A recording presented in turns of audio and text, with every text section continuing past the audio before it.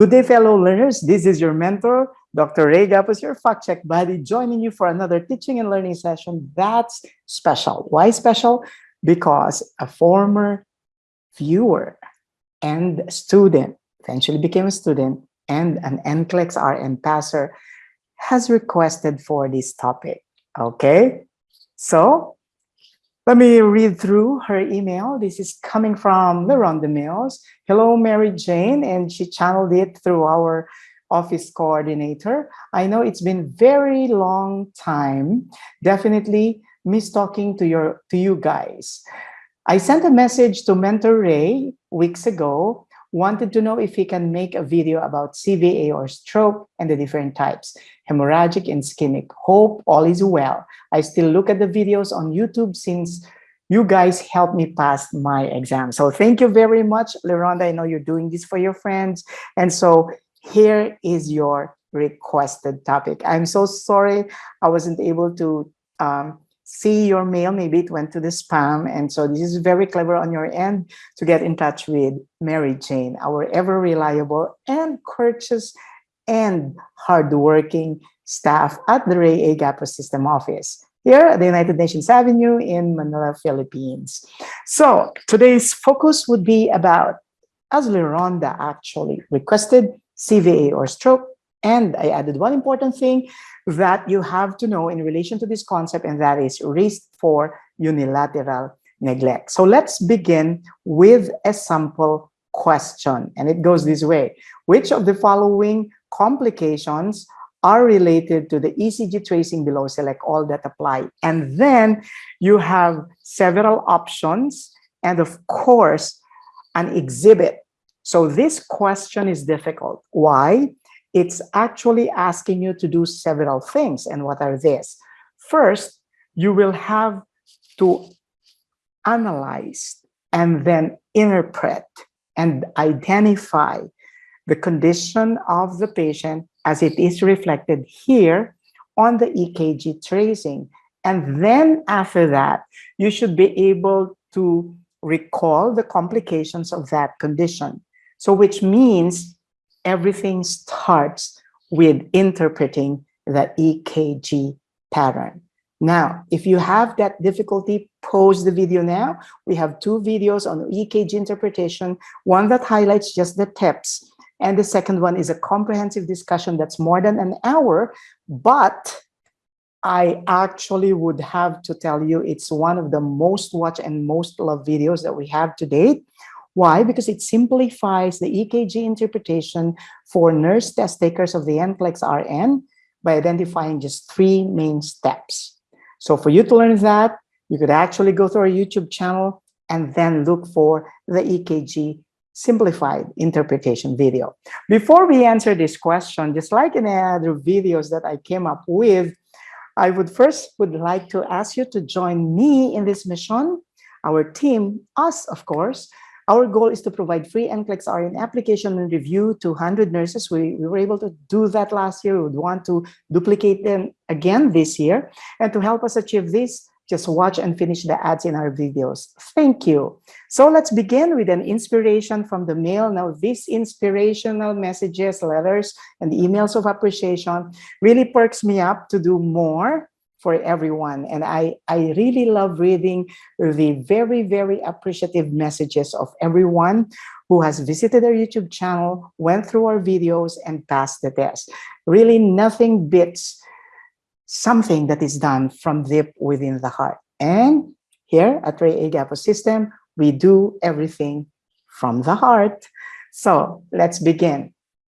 So I'd like to congratulate a USRN from Manila who passed the NCLEX RN by watching our videos at Gapuz Mentors YouTube channel. And her name is Criselda Bayo Garcia. Thank you so much, Sir Gapuz. You guys really helped me achieve my American dream to become a nurse. I hope you still have more people that you can help. She said that in Tagalog, and she says, marami pa po kayong matulungan. And then, of course, Tharlene Sabiniano. Hi, Sir Ray. I just want to say again and again and again how thankful I am to you and your marvelous team. Thank you very much. You know, Ray A. Gapuz System is made up of a team of dynamic, mission-driven individuals who share the same passion as I do, and that is empowering the nurse to turn their great American dreams to reality using the functional concepts method, which is a registered trademark of the Ray A. Gapuz system. And that method is unique to our team. Okay, I recently passed the NCLEX RN exam last March 8th, very, very recent, after 4 to 5 months of intensive review under your care. We did that, especially for those who graduated so long ago. So we'd like to give them an opportunity to breeze through the concepts and then let them master. Remember, the key is mastery. That's the key to passing the NCLEX RN. Your functional concepts helps me to stay focused and understand every important details. I hope you will still continue your advocacy on helping nurses like me with big American dream. God bless you, sir. To you and your team, Tharlene Sabiniano, RN, SEHRN, USRN. Congratulations, Tharlene. My hat's off to you. And of course, Tharlene recently joined our team of mentors. So here she is. Finally, Tharlene May Sabiniano of Southeast Asian College, USRN, and she passed the NCLEX from the New Mexico Board of Nursing last March 8, 2022. And this is how excited she was. It was 10:30 in the evening when she sent me her results. And let me read through the message. And she says, "Hi, sir. Good evening, po." And then sent the screenshot of her NCLEX that says at the bottom, pass. And then she followed that up with a message of thanks saying, "Maraming maraming salamat, sir." In English, thank you very, very much. Okay, sobrang salamat po. I cannot find the right words to thank you and your team for your support and wonderful lecture program. Well, she went through 4 different phases of the review programs that I created for their group of learners. And this is actually a customized program depending on what they need for the test. Okay, so let's move on. Reminder, a copy of the slides in this presentation will be sent to your email once a request is made through our email. So just send me an email if you want a copy, a PDF file of this presentation, gapuz.mentors@gmail.com. Now, let's begin with our first functional concept. Cerebrovascular accident, or CVA, or stroke, is caused by the interruption of blood flow to the cells in the brain. And that interruption could be brought about by 2 main pathological conditions. There could be a blockage of the flow of blood caused by several factors, which we're going to discuss in a while, or there could be diminished blood flow that could have been related to bleeding. Okay, so there are 3 general types of stroke. Okay, and it includes the following. First, ischemic. This is what I'm talking about. It's due to the blockage of a blood vessel. It's the most common one. Actually, 87% of stroke cases could be attributed to ischemic stroke, and it could be embolic or thrombotic. What's the difference? Embolic stroke or cerebral embolism is another term. Could be due to the presence of a clot that has formed in another organ in the body and that has traveled to one of the small blood vessels in the brain. Like, for example, when your patient has atrial fibrillation and the atrial rate of contraction would go like 250 to 400 beats per minute. So instead of the heart contracting like this, then it becomes so fast, okay? So in essence, it's just quivering. And because of this, blood stasis occurs. So it means the heart can no longer pump the blood out of its different chambers, and so blood clots form. And when one of those clots would lodge into the small arteries in the brain, then that is called cerebral embolism. That's why if you'll be asked on the test, who is most at risk to stroke, it's going to be a patient with atrial fibrillation. And if you are asked in the test, why does a patient with atrial fibrillation need an MRI? It's because most clots that may potentially cause stroke are cardiac in origin, which simply means the clot originated from the heart and then it went into the brain. Next, thrombotic stroke could be related to a clot that has formed in the brain.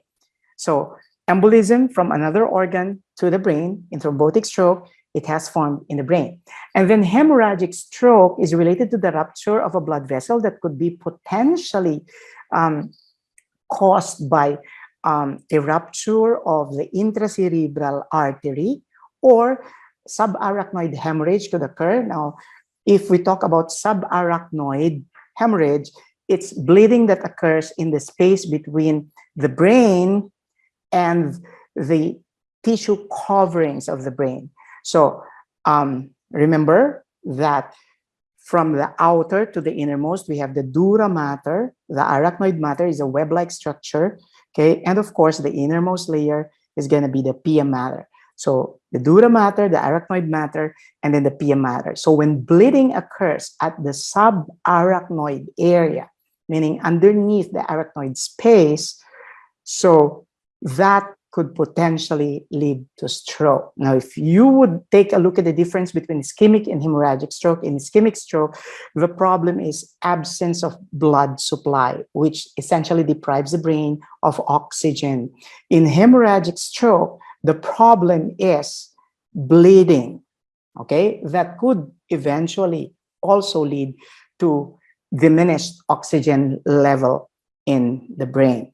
But definitely, the goal of care would be different. In ischemic, you will have to prevent blood clotting. In hemorrhagic stroke, you will have to prevent bleeding. So in essence, you may want the blood to at least clot to prevent the effects of hemorrhage or bleeding in the brain. And then we have a condition called the mini stroke. It's called TIA, transient ischemic attack.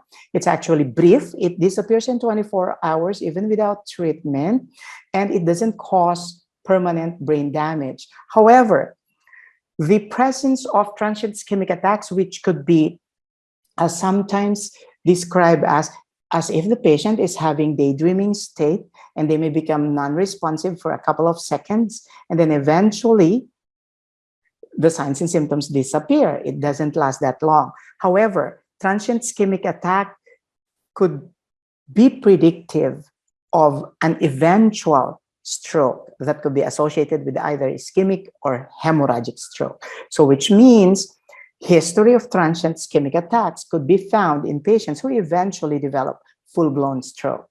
Now, what are the common risk factors of stroke? You have the code FA-BOSS, so family history, advancing age, especially when you're growing a little older, when the blood vessels becomes a little more non-elastic. It's common among African Americans or the Black populations, and obesity, which means patients with a BMI of 30 and above. The normal BMI is 18.5 to 24.9.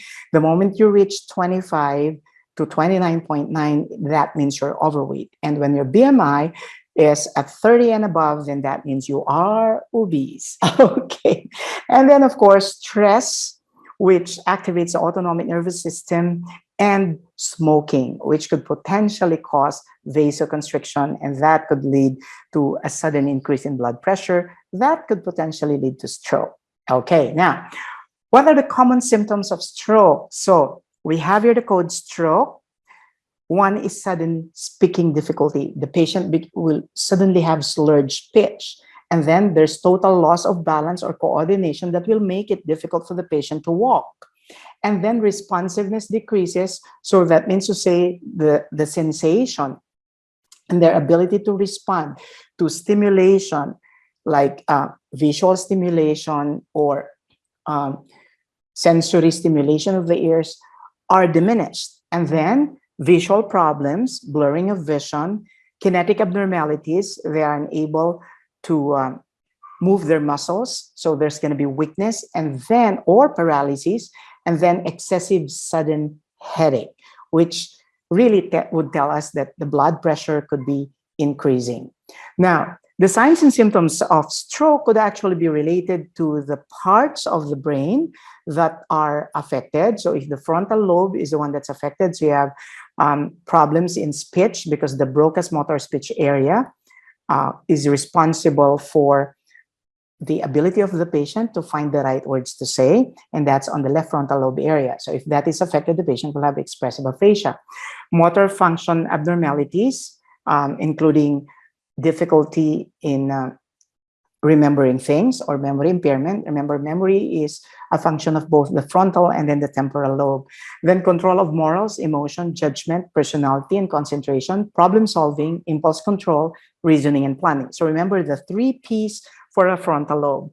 It's personality, problem solving, and planning. And on the parietal lobe area, okay, remember SPOR. So sensation, pain interpretation, orientation, reading, and arithmetic. And then the temporal lobes, you have the auditory center, then memory, perception, and recognition, Wernicke's language area. So if the Wernicke's language area is affected, the patient will have receptive aphasia or difficulty in understanding, okay, spoken words. So which simply means the patient, for the patient to be able to communicate in an understandable manner with the nurse, it's very important that they have to use communication board or picture board and to provide them with adequate time to respond. So if the patient has difficulty communicating with the nurse, it's very important for the nurse to make the necessary adjustments. And then if there's a tumor on the temporal area and hearing could be impaired, if the patient doesn't understand this, it could be reflective in their asking the nurse about using their headset or headphones post-operatively, and that indicates knowledge deficit on the part of the patient. So it's very important for the patient to know that if they have a tumor affecting the temporal lobes, they could have hearing impairment after. Okay, so next important thing would be the occipital lobe, which is responsible for visual processing. Now, if you may want NCLEX related or NCLEX style questions related to this concept, there's a separate video that I created. It's entitled The Lobes of the Brain. You could actually search it through our YouTube channel, okay? So that's additional thing for you to do, but if you may want to dig deep into this, because in that specific video, I focused more on the NCLEX style related questions related to this concept. Okay, now, what is unilateral neglect? So unilateral neglect results from injury to the cerebral cortex. So in unilateral neglect, the patient fails to dress, shave, or groom the affected side, which means the side opposite the brain lesion. So we have here an illustration. For example, if we have a lesion or stroke on the right side of the brain, okay? So what happens is that the right face will be affected, and look at this area at the junction of the medulla and the spinal cord. That's where spinal decussation occurs. Spinal decussation refers to the crisscrossing of the motor fibers into the other side. So which means right brain stroke would affect the right side of the face and the left side of the body. So in order to simplify this, it's like when you have a stroke here, if this is labeled, for example, as the right side, the affected body part would be on the left side, but the affected facial part would be on the same side, the right part of the face. So stroke at the right side of the brain will affect the right side of the face, the left side of each eye, leading to homonymous hemianopsia, the left arm, and the left leg. So we call this left neglect. So since the patient had a right side stroke, they would be unable to groom as well as to be able to take care of the left side of the body. So therefore, if the patient has a right brain stroke, you will need to put the call bell on the right side because the left arm may not be able to press it. So it's the right arm that they can use to call on the nurse whenever they need assistance. Okay? So if you will be asked what is a nursing diagnosis that is appropriate rather for a patient with a right side stroke, then you could answer risk for left unilateral neglect. And if it's the other side, if it is left brain stroke, risk for right unilateral neglect, or wrist for unilateral neglect, left side, or wrist for unilateral neglect, right side, depending on which side is affected. Okay, now stroke on the right side of the brain that affects the visual cortex can blind the left side of each eye. So right part of the brain can blind the left side of each eye. So which means, how would you know that? When they are eating and they're just consuming the food on the right side of the plate, and they're not touching the food on the left side of the plate. So which means the patient is having homonymous hemianopsia. Now, a safety implication of that is that when they're crossing the streets, they may not be able to fully see whether they're approaching vehicles. So it's important for the patient to be informed that they have to look from both sides, okay? And they have to look from side to side before crossing the streets. Now, to recognize the symptoms of stroke, remember to always move fast. What does that mean? FAST is an acronym for four areas that you need to be familiar with. Look at the face. Is there a sudden drop on one side of the face, or is there an uneven smile? And ask the patient to raise the arms. If one would actually drift downward, so that could mean that the patient could be having stroke. And then the speech, is it slurred? If the patient's having all of a sudden difficulty speaking, that could be stroke. Now, timing is very crucial because studies have suggested that within 3 to 4 hours, if the patient comes into the hospital and is treated right away, they are more likely to suffer from less complications, and they would be able to move towards rehabilitation faster than the rest, okay? So this is actually difficult for patients to do, especially if they are all alone, and especially that stroke is one of the most common cardiovascular diseases in the United States. In fact, okay, in the US, somebody would usually have a stroke every 40 seconds and every 4 minutes. Statistics have shown that someone dies of stroke, okay? So that's how common it is. So it's very, very important that we need to act fast when we suspect that the patient is having a stroke.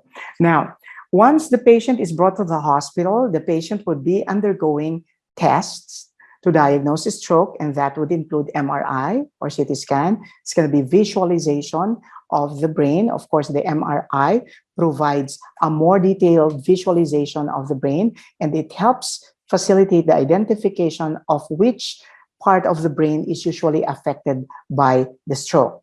And then, of course, EKG is usually done because, as I told you a while back, most clots that cause stroke are cardiac in origin. That's the reason why sometimes patients with diagnosed with atrial fibrillation are advised to undergo MRI. So carotid ultrasound is usually done in order to detect abnormal blood flow, because the carotid arteries are considered as the main blood vessels that supply the brain with blood. So what we would like to find out in carotid ultrasound is if there is an abnormality in the blood flow. Okay, sometimes doctors would be assessing for the presence of a bruit on the neck. Now, this indicates abnormal blood flow. Cerebral angiogram is usually done in order to identify which blood vessels in the brain are usually affected. So, of course, this would require the use of a contrast medium followed by X-ray visualization of the brain, and definitely blood tests, specifically for cholesterol levels, because an elevated cholesterol would be associated with incidence of stroke. So some of the blood tests could also include determination of blood sugar, as well as the determination of the presence of infection, which could potentially be related to the patient's condition. Okay, so the goal of stroke treatment is, one, if it is caused by ischemia, to restore blood flow to the brain, and if it is caused by hemorrhage, to control bleeding in the brain.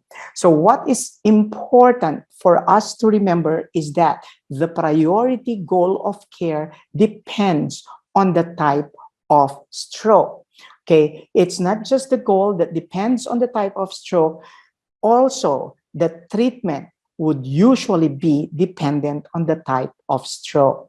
Okay, so treatment of stroke depends on the type of stroke. So the first one here is injection of tissue plasminogen activator, or TPA, in a blood vessel is considered the gold standard in the treatment of ischemic stroke. Remember, ischemic stroke could be related to embolism or thrombosis or a blood clot, and must be given, your TPA must be given in 3 to 4 hours after a stroke. Now, there's an issue here. What if the patient is a female and the patient is menstruating? Is it safe to administer TPA as it is perceived to potentially be making the menstrual flow a little more severe? Now, according to literatures, menstruation is a theoretical contraindication of the administration of thrombolytics like TPA. However, if your patient is having ischemic stroke, the goal is to prevent formation of more clots and to prevent the enlargement of the existing clots and potentially to reverse the clot formation. Therefore, recent evidence suggests that intravenous administration of TPA is safe in menstruating women. Therefore, I can say menstruation is not a contraindication for the administration of intravenous TPA. Now, if it could potentially worsen bleeding, then the patient would be a candidate for blood transfusion. Okay, let's move on. Tissue plasminogen activator works by dissolving the clots. So this is best given within 3 to 4 hours after the diagnosis of ischemic stroke. The surgical removal of a clot, mechanical thrombectomy, is most successful if performed within 6 to 24 hours after a stroke begins. Now, however, if the stroke is hemorrhagic in nature, we'll have to tell the patient to avoid anticoagulants. So if the patient is suspected of having hemorrhagic stroke and the patient's taking ginkgo biloba, that's a red flag. Or the patient's taking aspirin because of arthritis, that's a red flag. Or if the patient's taking other herbal remedies like chamomile, ginger, okay, garlic, all of this, chamomile, ginger, garlic, ginkgo, and ginseng can potentially worsen bleeding. Okay, so it's very, very important that collecting data related to these herbal remedies and other maintenance medications that could potentially worsen the patient's condition should be done by the healthcare provider. Okay, so let's move on. In hemorrhagic stroke, surgery can repair a weak blood vessel, remove blood from the brain, and reduce pressure in the brain. So common stroke medications include the following. So thrombolytics, that includes your tissue plasminogen activator. This is usually given if your patient is suffering from a stroke related to a clot, an emboli, or a thrombose. Anticoagulants like warfarin, your antiplatelet like clopidogrel or aspirin is also given to the patient. Patients with transient ischemic attacks are usually also given aspirin, okay, to prevent the formation of clots. And then your statins to prevent the accumulation of cholesterol. These are best given at dinner time. You have simvastatin, atorvastatin, rosuvastatin. Just make sure that to remind the patient that this medication could cause hepatotoxicity. Therefore, if the patient is having jaundice or the eyes become yellowish, but let's actually remind our brothers and sisters of African American descent, it's usually normal for them to have yellowish sclera. But if they're taking simvastatin, it's very important that the nurse should reinforce in which body part should they be assessing jaundice, because jaundice could potentially indicate hepatotoxicity. And take note that your statins are best taken with dinner. So That is because most of the cholesterol deposition occurs at nighttime before 10 p.m. and that's when the medication should be given, so it helps prevent the accumulation of cholesterol. And then antihypertensives like enalapril, that is to ensure that the blood pressure of the patient remains normal. Okay. Now, a post-stroke patient must be referred to a speech therapist, potentially because they will have speech or speaking problems, and they would have difficulty swallowing. So for those concerns, you need to have a speech language pathologist or a speech language therapist. Cognitive therapist is actually needed to reinforce learning skills that were lost by the patient during the stroke. And this could be done by the occupational therapist. Now, the occupational therapist is primarily concerned with fine motor movement, like the things that we need to master to perform activities of daily living properly. Like, for example, in patients with rheumatoid arthritis who have babies, they need to be referred to an occupational therapist because in rheumatoid arthritis, eventually they have swan neck deformity and ulnar drift. So in essence, since patients with stroke eventually develop difficulty with fine motor skills like opening a bottle, okay, opening the doorknob. So they need to be referred to an occupational therapist. Now for gross motor skills like walking or body movement or turning from side to side, that has to be facilitated by a physical therapist. So the difference, the occupational therapist concerned for fine motor skills or activities of daily living, physical therapist, gross motor skills or body movement. And if the patient eventually develops signs and symptoms of dementia because of vascular affectation, or we term this vascular dementia, so they will need a psychiatrist, and definitely they will need a neurologist to address the neurological deficits that develop. Okay, so 80% of stroke cases can be prevented by number one, quitting smoking, and then number two, maintain a healthy diet, okay, and three, exercising regularly. So stroke complications may affect various organs like the heart, the lungs, the kidneys, the muscles, blood vessels, urinary system, and the reproductive system. Now, I'd like to highlight these functional concepts. The risk of kidney failure is greater for people with chronic kidney disease who also have atrial fibrillation. So can we therefore say that patients with atrial fibrillation could be at risk for kidney failure? Yes. Atrial fibrillation increases one's risk for vascular dementia. So what can we see in the history of a patient who was diagnosed with vascular dementia? It could be a history of atrial fibrillation. And then atrial fibrillation can cause pulmonary embolism. Now remember that pulmonary embolism is different from pulmonary fibrosis. When you say pulmonary embolism, you have a clot in one of the blood vessels, in the pulmonary blood vessels, whereas in pulmonary fibrosis, there's usually scarring of lung tissues that could be secondary to infectious conditions. Like, for example, those who've had COVID, like myself, I did have a critical COVID pneumonia. So those who've had medications associated with some conditions, treatment of for some conditions, could develop pulmonary fibrosis. And of course, those who have been exposed to pollutants could potentially develop your pulmonary fibrosis. Okay, so that's how we differentiate pulmonary embolism from pulmonary fibrosis.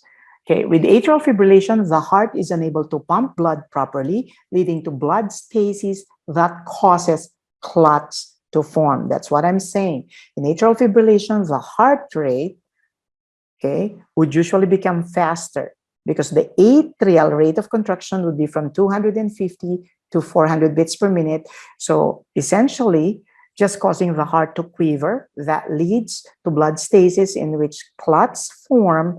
And then when those clots would lodge into the small blood vessels in the brain, then you have stroke, ischemic in origin, thrombotic or embolic. So When a patient would usually have atrial fibrillation, blood thinners or anticoagulants are usually given to patients like aspirin, heparin, okay, warfarin, okay, to prevent stroke. Now, let's try answering the sample question that we had a while back. So which of the following complications are related to the ECG tracing below?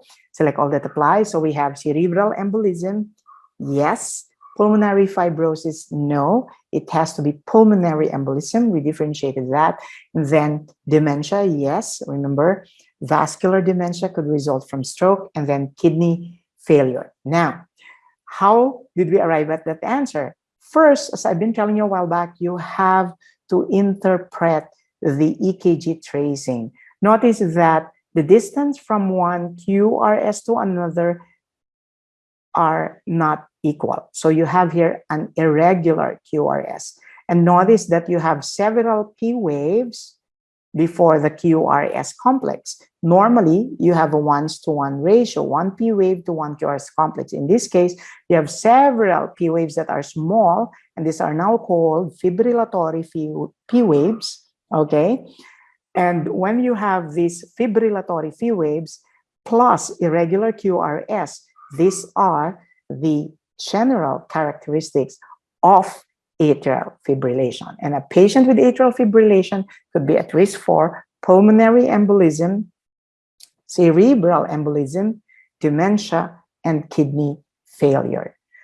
So this time, okay, let's talk about priorities in clients with C5 spinal cord injury or cervical spinal cord injury. Now, listen to this class. I'd like to highlight one important thing once again, okay?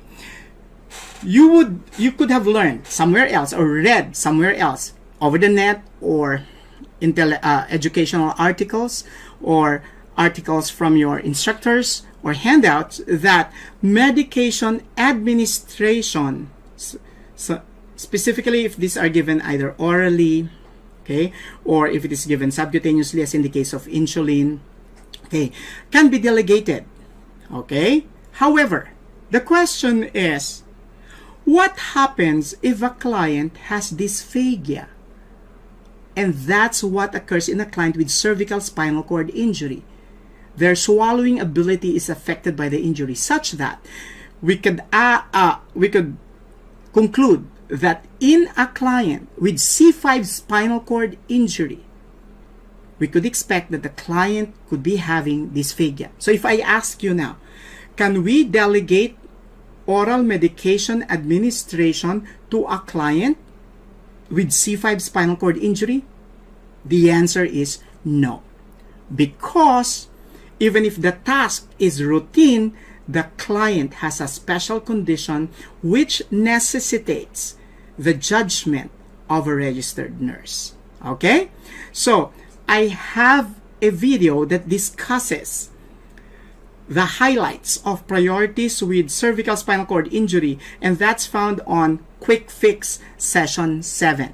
Okay? So here, I'm going to highlight the needs of clients with cervical spinal cord injury. And for those who are taking the test, you will later on know why. Okay, I'm highlighting this concept. Let's move through it. Okay, so here's a functional concept. The most urgent priority for a client with cervical spinal cord injury is to stabilize the respiratory function. So the priority would definitely be airway and breathing. So corticosteroids like methylprednisolone helps reduce inflammation in spinal cord injury. So let's try answering a sample question. After a diving accident, a client sustained a spinal cord injury at the level of cervical 5. Which of the following machineries, tools, and devices can the client use after hospitalization? Select all that apply. So we have here options like crutches, powered wheelchair, adapted car, push-button TV remote control, and voice-activated gadgets. To answer that question, we need to have a working knowledge on what a client with cervical spinal cord injury at the level of C5 can and cannot do. That's the way to do it. So we don't have any choice but to recall concepts, okay? And let's begin with the functional concept. Clients with C1 to C4 spinal cord injury will have paralysis from the neck down, so they are unable to breathe. They could be on a ventilator, impaired speaking ability. Definitely they will have dysphagia, inability to control bowel and bladder function. So from neck down, it's going to be paralysis. So the problems would be 3 B's: breathing, bowel, and bladder function, okay?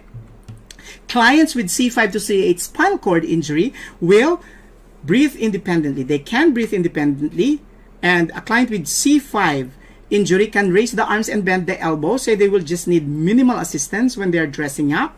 C6, client with C6 injury may drive an adapted car. When say adapted car, this is a vehicle that has been altered or modified to address the needs of a client with a C6 cervical injury. So in essence, it could be primarily, okay, driven by the ability of the client to speak.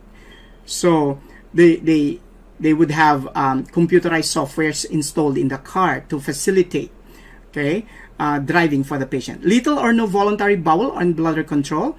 A client with a C7 injury can do most activities of daily living, okay? So which means if a client has a C7 injury, they will need minimal assistance with activities of daily living. That's the difference. In C1 to C4, they're paralyzed from neck down. So you have to provide complete assistance in activities of daily living. But for a client with C7 injury, they can perform most activities of daily living. And for clients with C8 injury, they're able to grasp and release objects. Therefore, okay, let's summarize. So in a client with C1 to C4 cervical injury, okay, if you may want to take a look at our illustration here, the parts of the body that are affected would be the head and neck, and of course the diaphragm.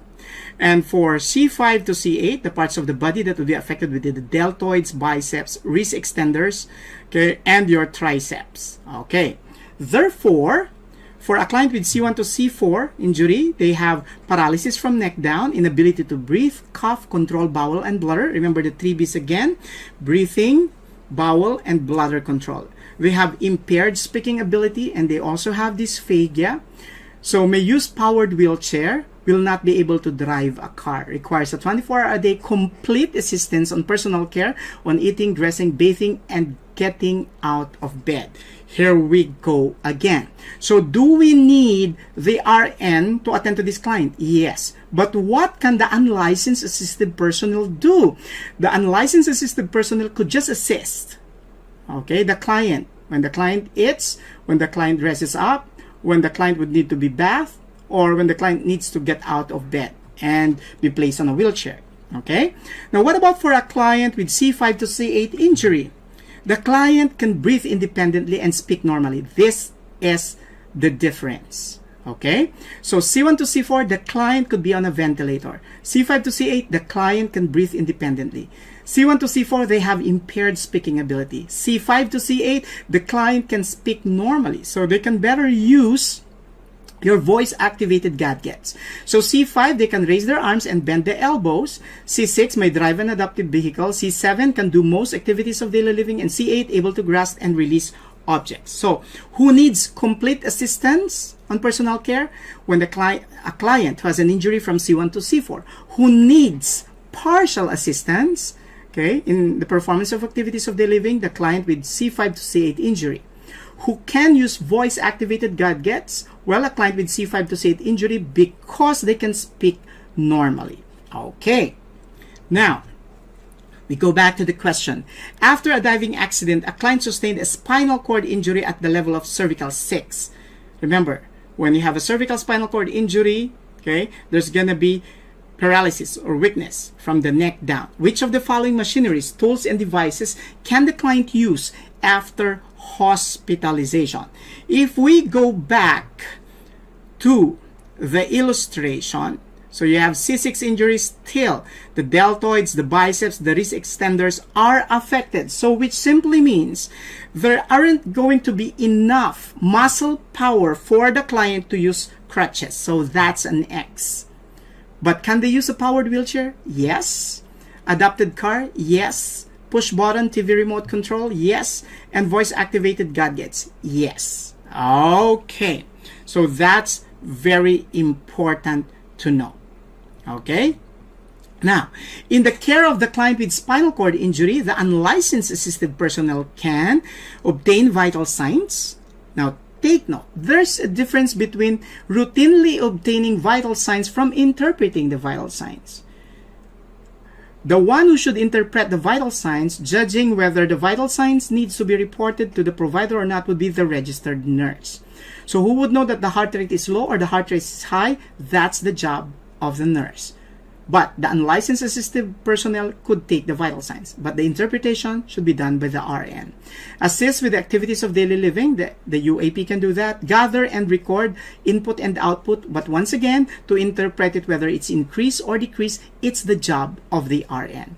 Empty and record urinary catheter bag drainage, assist with bedpan, urinal, and commode, provide perineal care, provide care for incontinence, apply and change adult diapers, and report and record bowel elimination patterns. Take note, the unlicensed assistive personnel reports to the RN. They do not report directly to the physician or the doctor. They report to the RN, and the RN needs to validate the data that has been gathered. Although there's usually a lot of gray areas in terms of what's the difference between data gathering and assessment. Okay, if you're routinely just gathering data, like identifying the amount of urine output, you're gathering data. But when you say the urine output is low, the urine has a reddish color, that's already interpreting the data, which is a part of assessment, and that's a job of the RN, not the unlicensed assistive personnel. Okay, so let's move on. Which of the interventions can the registered nurse delegate to the unlicensed assistive personnel when providing care to a client with spinal cord injury at the level of cervical 4? What did we say a while back? From C1 to C4, there's going to be the 3 Bs, the problems of breathing, bowel, and bladder elimination. Paralysis from neck down. The patient may have impaired speaking ability. The patient may have dysphagia, and the patient may not drive an adapted car. So, let's analyze. Okay? Can unlicensed assistive personnel irrigate the urinary catheter? No. Irrigation of the urinary catheter is a sterile procedure, and that is usually done by the registered nurse. Administering PRN oral medication. Once again, this is what I'm trying to tell you guys. Early on, I told you that oral administration of medication can be delegated to the unlicensed assistive personnel. However, I told you to contextualize your answer. You have a cervical 4 spinal cord injury, in which case the patient is having dysphagia. And the oral administration of medication needs the judgment and the knowledge of the registered nurse. So this is not just a simple routinary task. So that is an X. However, providing bed bath, yes, the UAP can do that. Assisting in exercises, you have the keyword assisting. So assessment is for the RN, assisting is for the unlicensed assisted personnel. So we put a check. Administering tube feedings. Now, this is once again important for you to note. The routine administration of tube feedings could be done by the unlicensed assisted personnel. But here, you have a client with a special need. So that is an X. Reporting clients' behavioral changes to the RN. Yes. Okay. That could be done by the unlicensed assisted personnel. So if the unlicensed assisted personnel noted that the client sleeps most of the time, or the client is stuttering, then those are behavioral changes that should be reported by the unlicensed assisted personnel or UAP to the RN. And then, assisting with repositioning the client, you have the magic word assisting. So, yes. Because when you log roll the patient with spinal cord injury, you need at least 3 people to do that. So, the answers therefore are, what can be delegated to the unlicensed assisted personnel in the care of the spinal cord in the care of a client with spinal cord injury at the level of cervical 4, be providing bed bath, assisting in exercises, reporting clients' behavioral changes to the RN, and assisting with repositioning. Also, one confusing concept that I'd like to clarify. So we're talking about the corticate and the cerebrate position. Now, what if you are given an illustration and then you're being asked to type what type of abnormal positioning is the patient manifesting? Is it decorticate or decerebrate?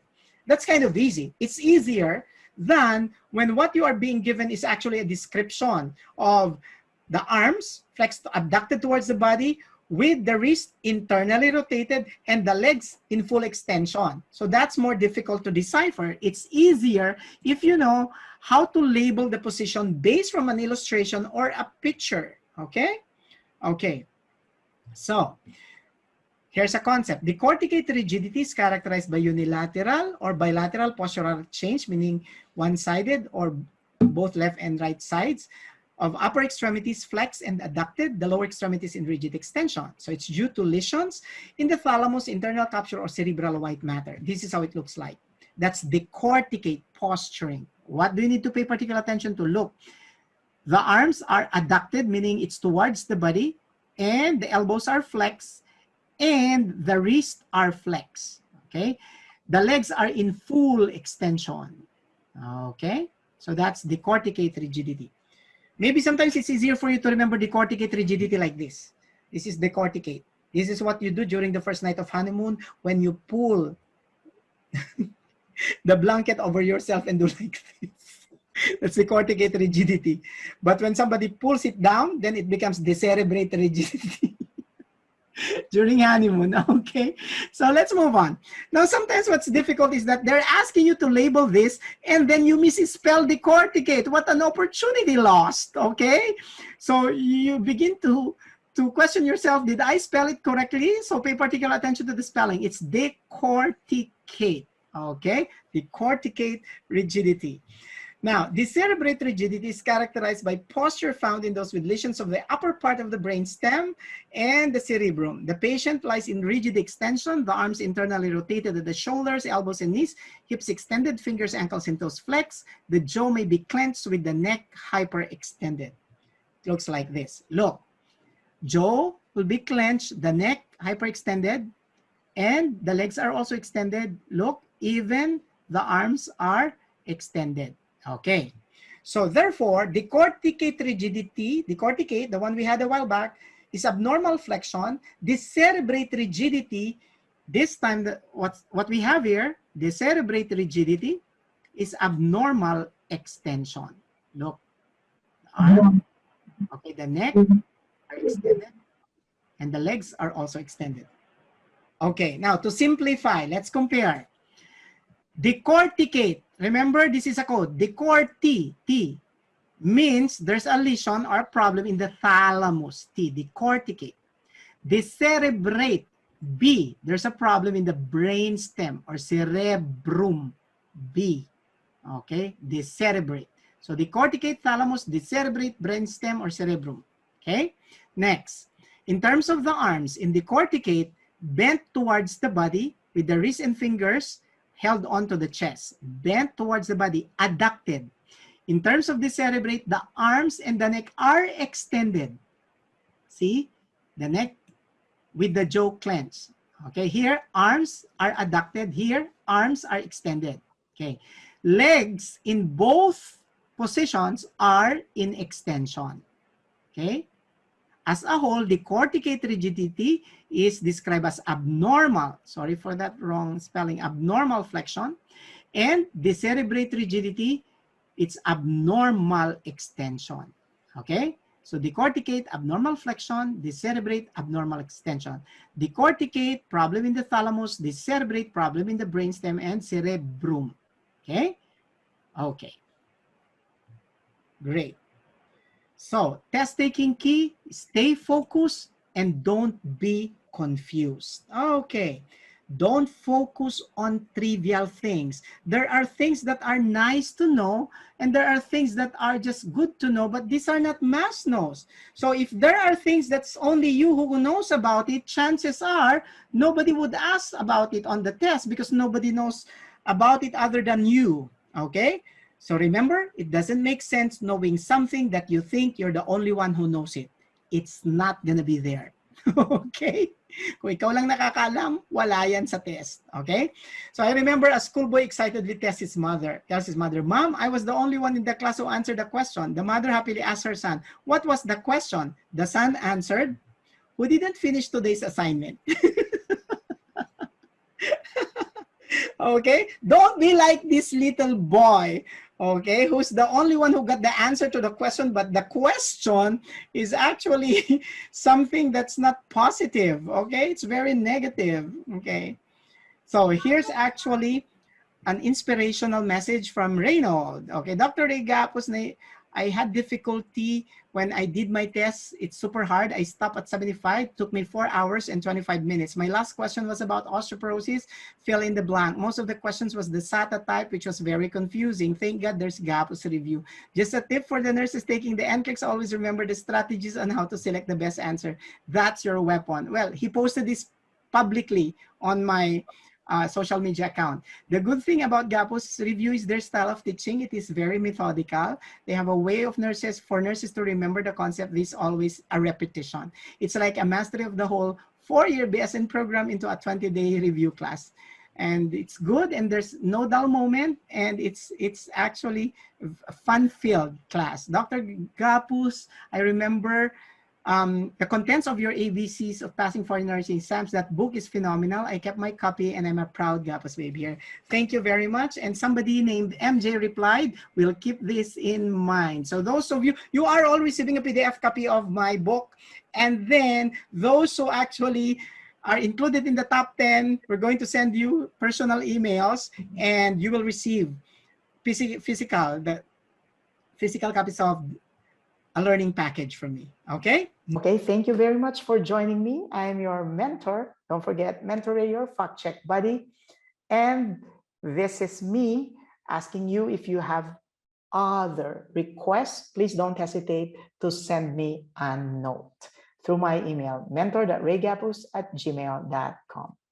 Bye-bye. Thank you. Here's the disclaimer.